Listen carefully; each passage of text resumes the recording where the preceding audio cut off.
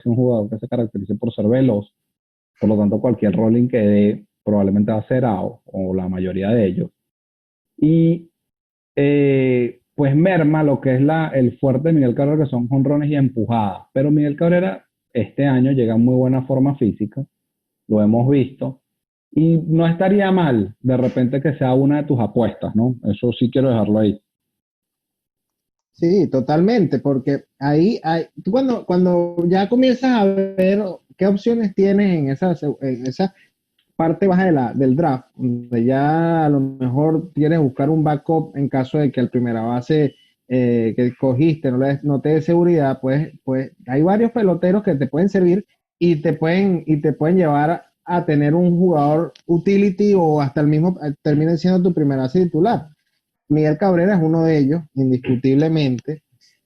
Entra en la palestra un Jesús Aguilar. O sea, Aguilar de verdad que el año que dejó con Milwaukee fue uno de los que más llamó la atención y después el año siguiente el bajón que tuvo fue tan grande que ahorita ni siquiera salen los primeros puestos de primera base, pero cuando tú apuestas en esos picks abajo, el riesgo es bajo, porque al final tú lo que estás perdiendo es que si, bueno, si no te sale, igualmente no te está afectando porque no lo tienes jugando como titular.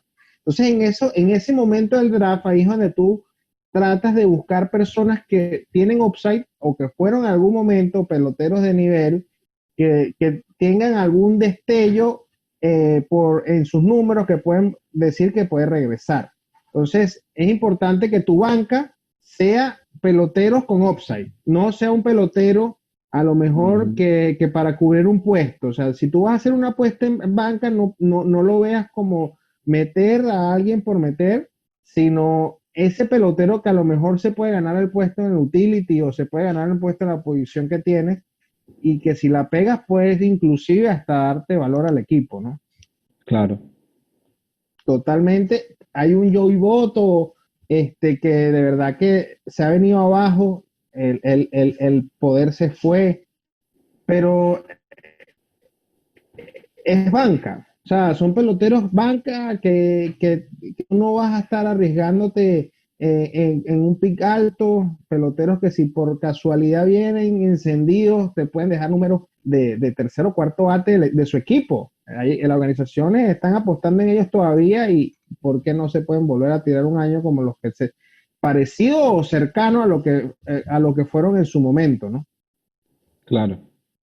Entonces, ese es el enfoque que nosotros queremos que ustedes se lleven para su draft.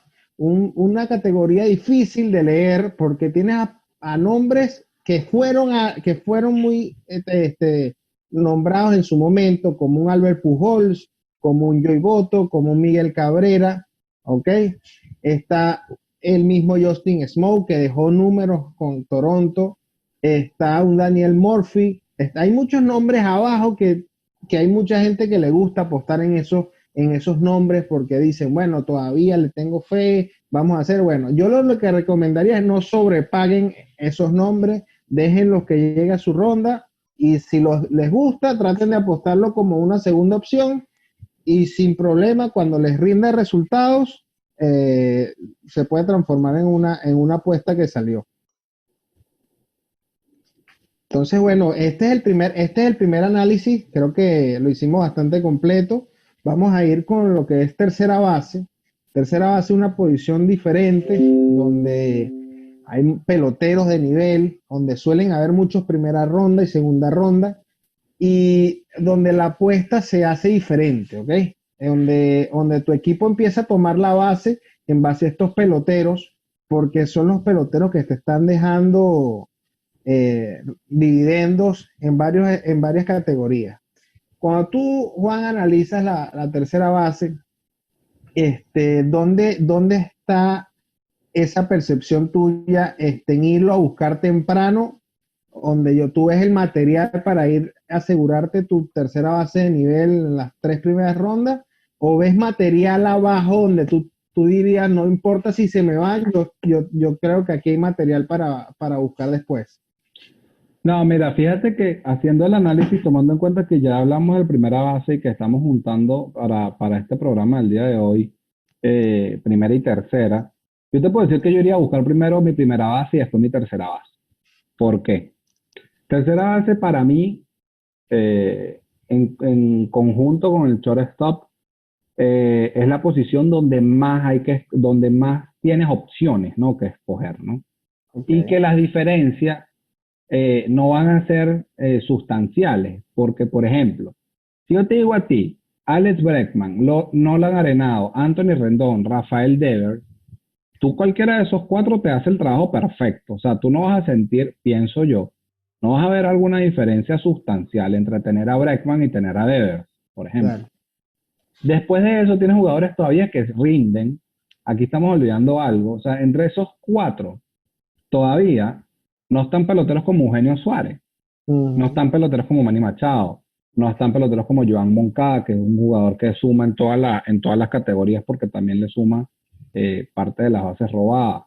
Si quieres Ujú. apostar, tienes jugadores como Vladimir Guerrero, que a mí en lo particular no me gusta, pero es una fuente, un tipo que tiene mucha fuerza, que si llega a, a dominar y a mostrar disciplina en el home, va a dar mucho de qué hablar. Tienes peloteros como Jeff McNeil, que batió más de 300, creo que más de 315 el año pasado. Sí. Peloteros como Chris Bryan, que son una fuente segura de carreras anotadas y un averaje bastante aceptable. O sea, tienes de dónde escoger, ¿no? Así que yo sin duda no iría, yo en lo particular no iría a buscar un tercera base en la primera ronda, por supuesto que no. En la segunda ronda lo dudo. Pero, por ejemplo, si yo soy primera ronda, digamos, vamos a poner este ejemplo. Bregman, que es el top de esa categoría en tercera base, de esa posición. Si tú me pones a elegir a mí en primera ronda y yo tengo puesto, no sé, 4, 5, 6, digamos que son en las zonas medias, no Ujú. tomemos en cuenta el picheo porque también los pitchers están involucrados ahí. Pero supongamos que yo tengo que elegir entre Bellinger y Bregman. Yo voy a escoger a Bellinger primero, porque Bellinger me puede jugar primera base con una posición en la que no tengo casi nadie. En la tercera base puedo escoger después en una segunda ronda de jugadores como Arenado. No estoy Ujú. nombrando a José Ramírez, que tuvo una temporada no muy buena el año pasado, pero que a pesar de eso dio 23 honrones y se robó 24 bases, fue 20-20. Ujú. Eh, Puedo escoger hasta en una tercera ronda a Anthony Rendón, o sea, no siento la necesidad de ir a buscar a Bregman. Así es. No, aquí lo que me parece llamativo es esto, ¿ves? Hay peloteros que tú te puedes llevar a una primera ronda circunstancialmente, porque bueno, en tu momento del draft, cuando tú lo estabas llevando, a lo mejor ese era el pick más indicado. Ahí está, hay gente capaz para cubrirte ese primer pick, como un Nolan Arenado, un Bregman, como estamos hablando, un Anthony Rendón, un Devers. Pero hay que tener cuidado porque cuando tú sobrepagas esta posición es más peligroso de lo que tú sobrepagues en un primera base, porque aquí sí hay peloteros atrás que pueden respaldar, dejar colar esta posición. Por ejemplo, sobrepagar con Manny Machado es peligroso porque Manny Machado es un pelotero que está en un equipo donde es muy difícil dejar números. Ya el año pasado a pesar de que sacó 32 y batió, y impulsó solo 85 carreras, batió 256. Es un pelotero que venía dejando números prácticamente de primera, segunda ronda, y ahorita pues, sobrepagarlo en ese equipo es peligroso. Entonces, ahí es donde Claro. yo entro en un dilema. O sea, si yo estoy en un pick alto y veo un Chris Bryan, veo un Manny Machado, veo un Vladimir Guerrero, hasta un mismo Eugenio Suárez. Ahí empiezo a pensar No, si es que vale la Eugenio Suárez pena para mí sin duda, Eugenio Suárez va arriba de Machado, ¿no? exactamente, pero ahí es donde yo voy. Ese lote que viene después de los primeros cuatro, ese lote tienes que pagar alto para llevártelo. Y pagar alto para llevarte esos picks, obviamente hay riesgo de que a lo mejor los números no sean lo que tú esperes y estás pagando alto por un pelotero que tú necesitas que te deje los números porque es tu primero o segundo pick. Y cuando empiezas a ver lo que hay abajo, hay peloteros que a lo mejor no llegan a ese nivel, pero son más, son de menos riesgo porque los estás buscando en unas rondas más accesibles.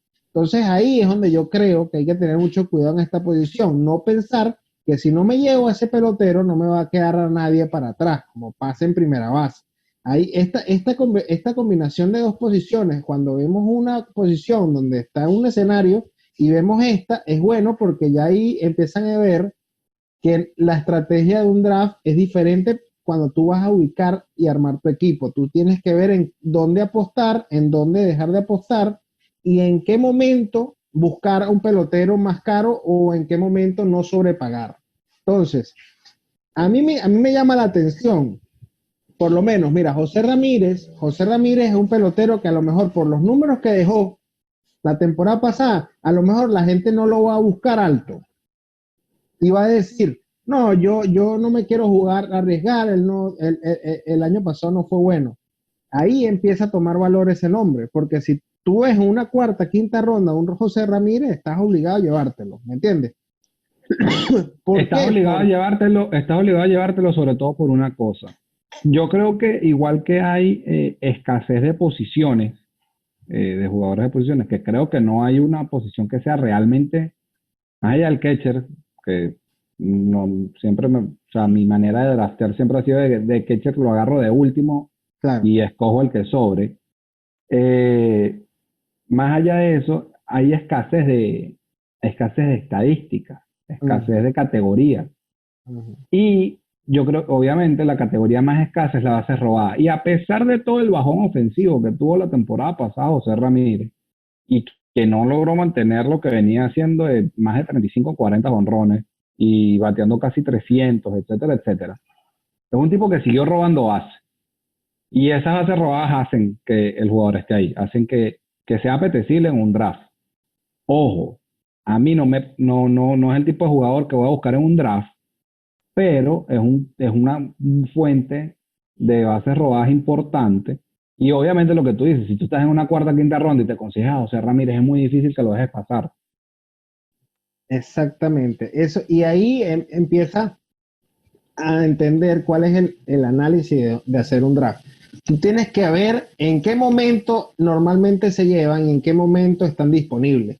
Entonces, si tú ves un pelotero como José Ramírez todavía no se lo han llevado en una quinta ronda, tú no puedes dejar pasar a un pelotero de ese nivel que normalmente está en una segunda, tercera, por peloteros que a lo mejor en una cuarta, quinta ya no están en ese nivel. Entonces, llevarte un pelotero de ese es prácticamente llevarte a dos segundas rondas a la vez. Entonces, ahí es donde tú empiezas a ganar valor a tu equipo.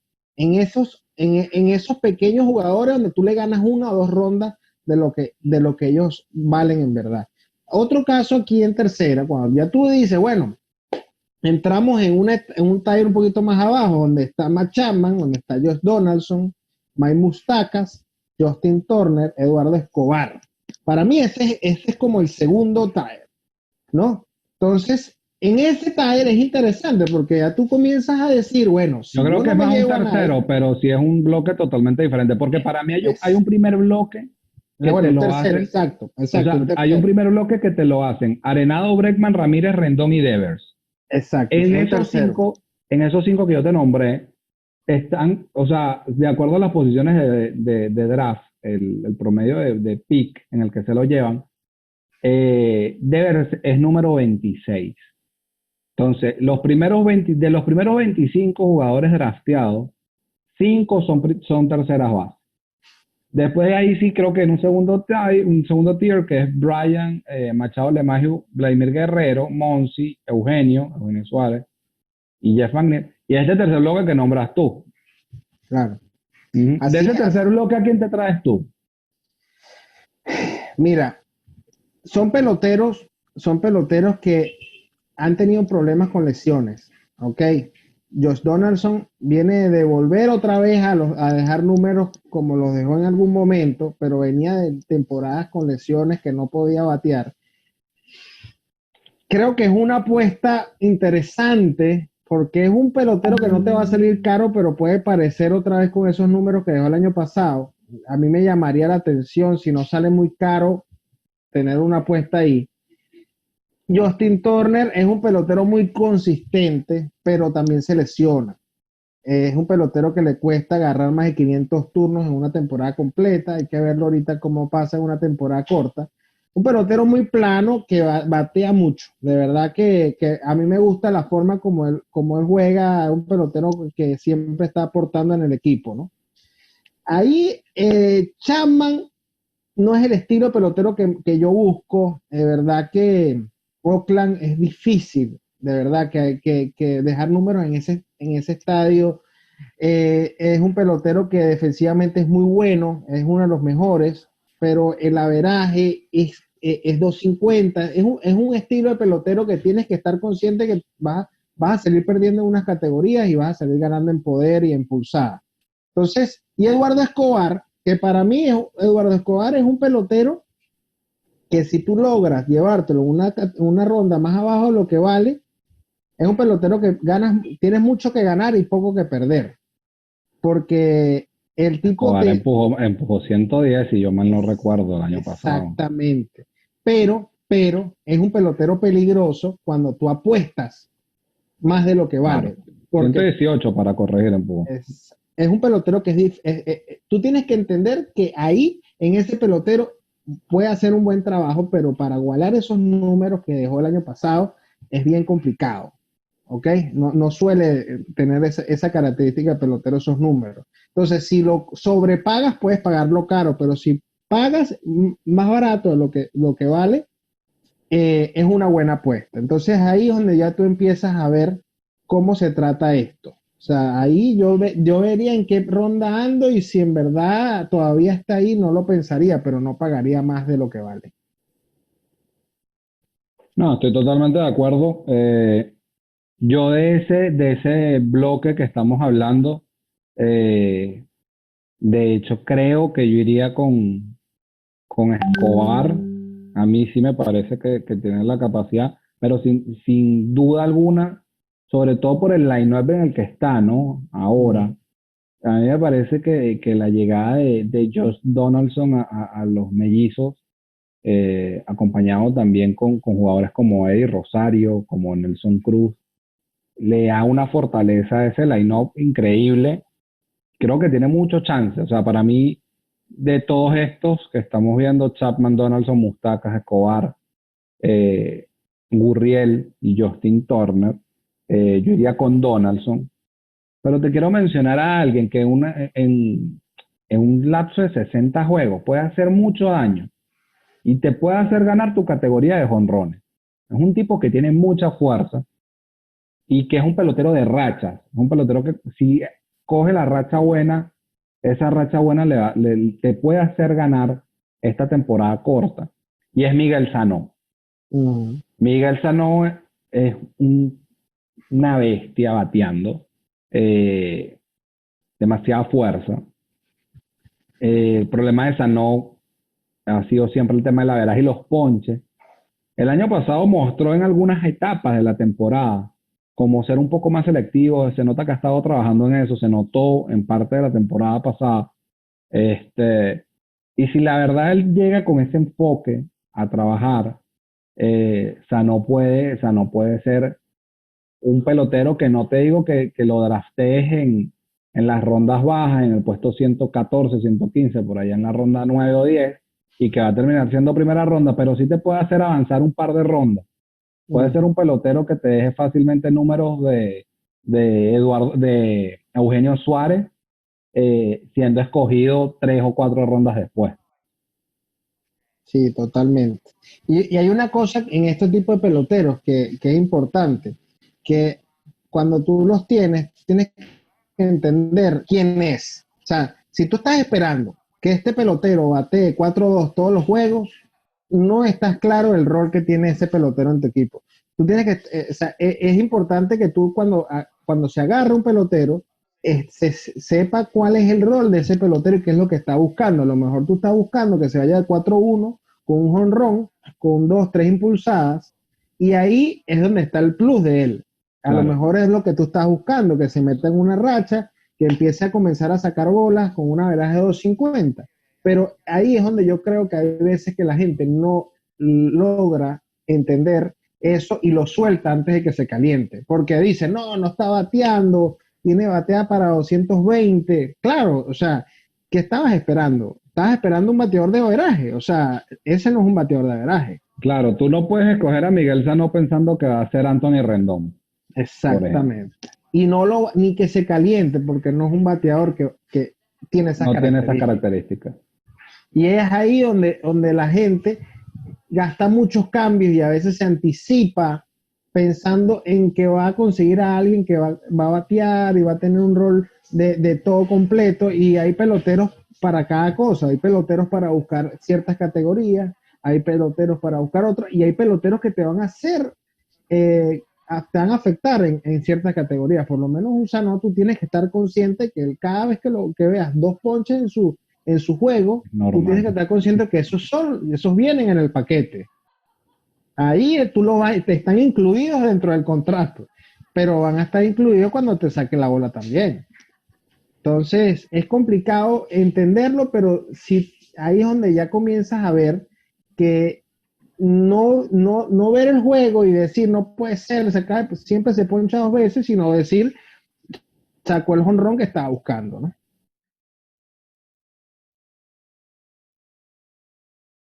Y es importante que la gente también vea y entienda que cuando agarra un jugador, lo agarra sobre todo para balancear un equipo. O sea, si tú ves que tu equipo no tiene fuerza y te falta un poco de fuerza, tú dices, si yo agarro a Sano, me puede dejar ese poco de fuerza y tengo para, si me afecta la veras y me afecta los ponches, los demás jugadores tienen características diferentes que me aguanta esa caída.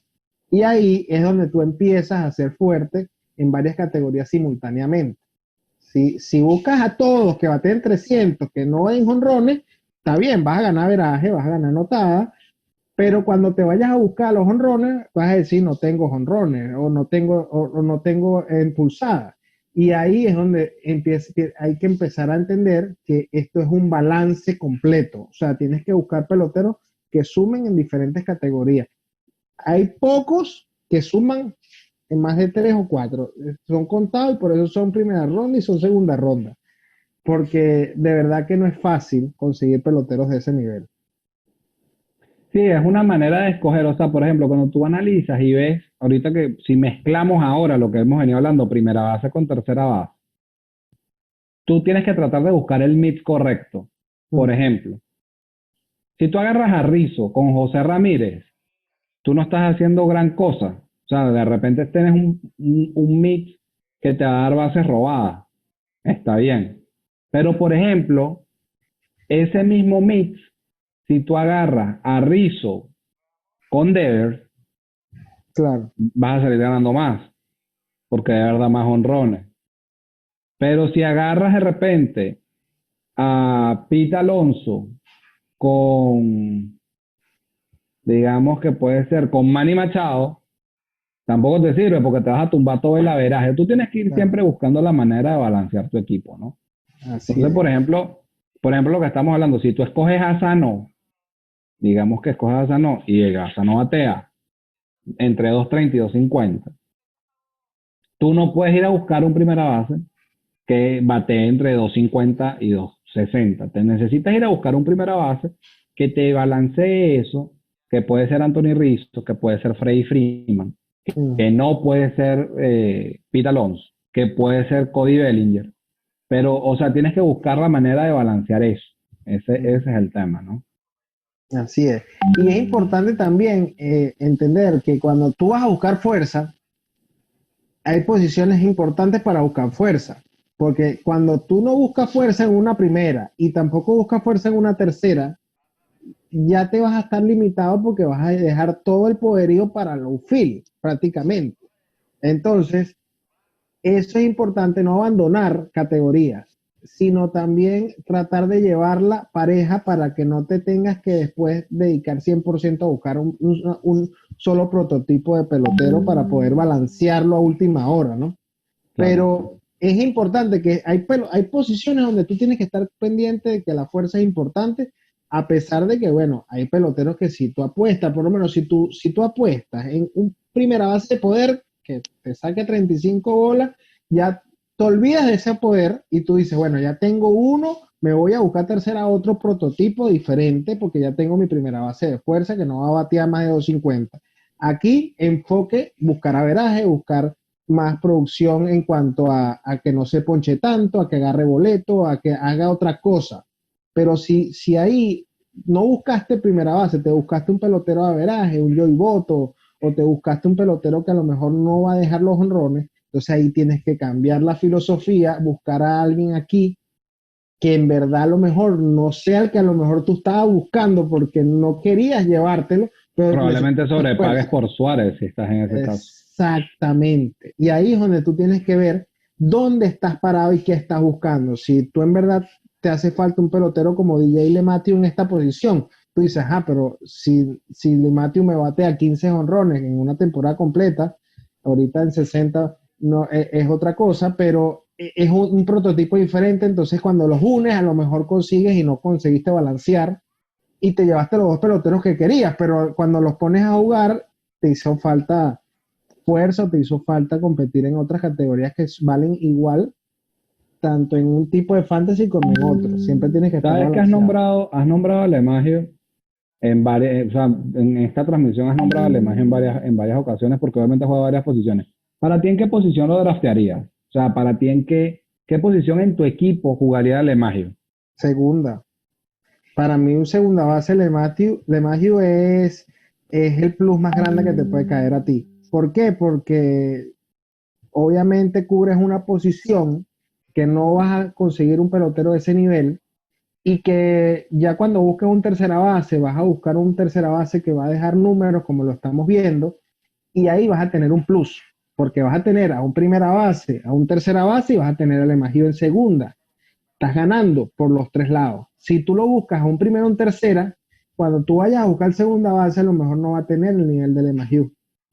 Y ahí es donde yo creo que puedes salir perdiendo. Vas a tapar una de las dos posiciones donde hay mucha gente que puede darte diferentes números en diferentes categorías. Y en segunda base, ojo, cuando la analicemos a fondo, veremos las opciones que hay en esa categoría, con esa posición, pero creo indiscutiblemente que tener a la magia en segunda es la mejor opción que te puede tocar a ti cuando te toque el draft.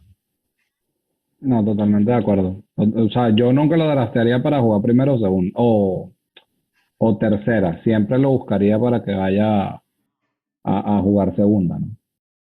Es un pelotero que a lo mejor te puede pasar a lo siguiente. Tú lo agarras pensando en tenerlo como segunda, pero cosas del draft, te conseguiste un segunda base que hizo que está sobre, que no lo buscaron y a lo mejor termina jugando tercera o termina jugando primera. Pero no es la posición para la que yo lo buscaría. Si termina jugando una de esas posiciones es porque me encontré en la combinación que me sirvió y que a lo mejor es la más correcta en ese momento, pero indiscutiblemente no lo voy a buscar pensando que lo van a jugar ni primera ni tercera.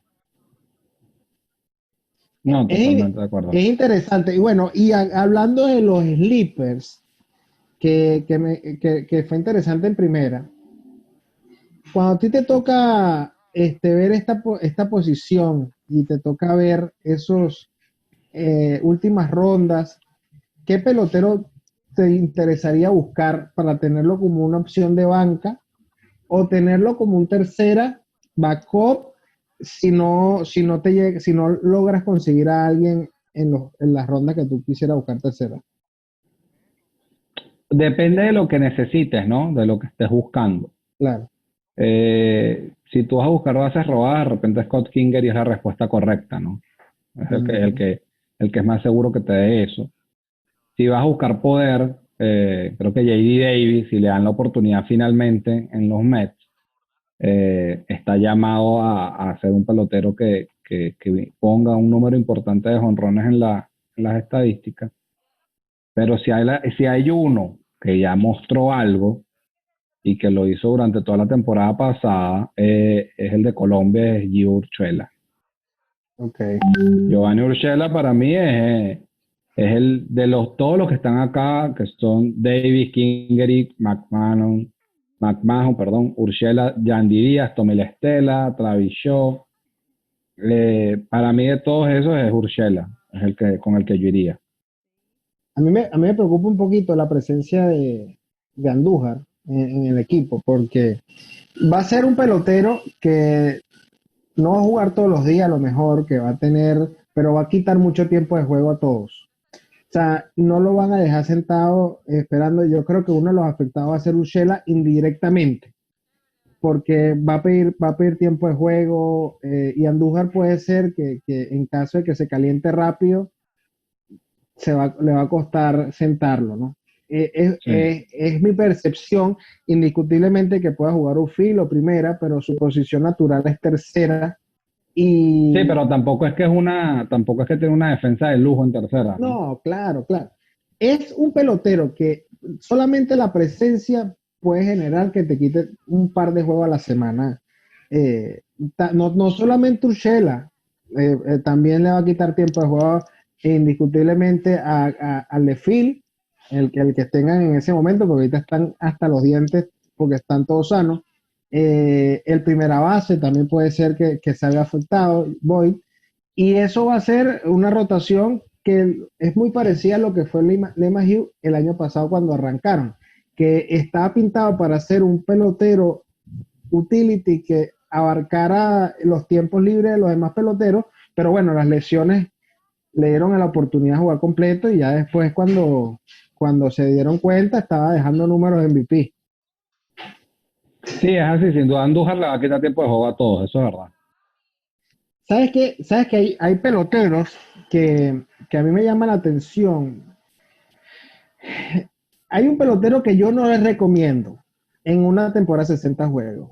Se llama Matt Carpenter. O sea, es un pelotero que le cuesta mantener consistencia durante la temporada, sobre todo cuando empieza, hay veces que empieza muy lento. Es un pelotero que tiene un upside porque tiene mucha disciplina en el home y es muy reconocido en San Luis porque tiene años siendo una de las caras de ese equipo, pero de verdad que cuando uno lo tiene en el equipo sufre porque suele meterse en esos letargos largos y de verdad que no logra salir rápido de esos letargos. Entonces ahorita en una temporada tan corta, me cuesta creer que pueda tener una temporada consistente desde el inicio. Si lo tiene, maravilloso, pero yo trataría de no buscarlo. De verdad que ese, Yo lo he tenido y la verdad que tampoco es, o sea, es muy inconsistente, tú no sabes en qué momento va a jugar bien, en qué momento va a batear, o sea, es complicado, o sea, de repente viene un día y le toca enfrentarse a Verlander y tú lo sientas y ese día se da de 4-3 con 2 honrones y al día siguiente le toca enfrentarse a un pitcher que no tiene la estampa de, o el cartel de Verlander y resulta que ese día se da de 4-0 con 4 ponchos. O sea, es muy complicado leer Matt Carpenter. O sea, con la cantidad de tercera bases que hay disponible, no veo la necesidad de que vayas a buscar a Carpenter. no, no. Sería un backup, pero igual no, ni como backup porque sería más dolor de cabeza. Y bueno, también está un Evan Longoria, hay peloteros que tú a lo mejor los ves y dices, oh, ¿cómo está libre en un draft? No lo puedo creer, pero son otros momentos, ya no son los mismos peloteros de antes. Es complicado que Longoria vuelva a tener los números cuando estaba en Tampa Bay. Puedes tenerlo como un backup, pero no esperando mucho, igual que Kyle Seager. Aparte que no Son tienen upside, ¿no? Y eso es lo otro que quiero nombrar. O sea, por lo menos en mi estilo para draftear es buscar jugadores en las últimas rondas que tengan ese upside, ¿no? Y por ejemplo, yo para ir a buscar a Longoria busco a John Berti, por ejemplo, exactamente. que es un jugador de Miami, que va a su segunda temporada, te da buen número, un aceptable número de bases robadas, que te puede dar algo más, que tiene una proyección más. Longoria sabes lo que va a hacer, ya el tiempo prime de Longoria pasó, no vas a recibir gran valor por lo que estás buscando, pero John Berti a lo mejor sí, o por lo menos tiene más probabilidades de que pase porque es una Así carrera ascendiente. Así es. Y lo más importante de todo es que no se apuesten peloteros que no sean titulares por lo menos en 5 de 7 juegos. O sea, eso es una de las cosas hay que tener mucho cuidado. Hay peloteros como cuando tú te das cuenta de un Yandy Díaz, que en Tampa Bay suelen haber mucha rotación, la line va variando de acuerdo al pitcher, de un Asdrúbal Cabrera con Starlin Castro, que tienen con Howie Kendrick, que van rotando y van a tener tiempo de juego prácticamente los tres en dos posiciones. Es complicado que tu equipo dependa de peloteros que no jueguen todos los días, porque al final tú lo que necesitas es que sumen, y si no juegan, no van a sumar. Entonces, ahí es lo primero que tú tienes que asegurarte. No importa, a lo mejor la apuesta está en uno de esos jugadores que no va todos los días. Cuando tú te des cuenta que no juegue 2 días a la semana, no vas a aguantarlo y lo vas a terminar sacando del equipo porque te vas a frustrar de verlo sentado cada cierto tiempo. Entonces, es preferible buscar quiénes son los titulares y en base a eso, bueno, analizar las opciones en el draft y tratar de buscar la mejor opción. Pero importantísimo que jueguen, tengan tiempo de juego y que no sean un pelotero que estén en un platoon. Exactamente. Sí, eso es totalmente cierto. Entonces, bueno, yo creo que hemos cubierto las dos posiciones completamente, hemos analizado a muchos peloteros donde van a estar enfocados en estas dos posiciones y importante, dependiendo donde esté el draft, en el draft, ubiquen a estos peloteros y no sobrepaguen cuando no es el momento. Es importantísimo. Hay veces que Yahoo te pone el listado del overall total y si tú no los ves todavía ahí, no apuestes por encima porque vas a tener una siguiente ronda donde todavía te va a llegar.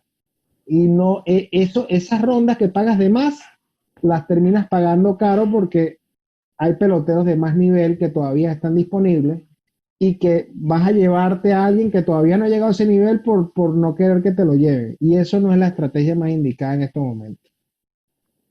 Es así. Entonces, El secreto de esto es pagar el justo valor de sus jugadores. así mismo es. Entonces, bueno, Juan, muchas gracias por este episodio de hoy. Vamos a estar compartiéndolos en YouTube para que lo tengan y presenten en su draft. Y bueno, estaremos con segunda base y señor esto en la próxima edición. Muchas gracias. Gracias a ti y saludos. Hasta luego.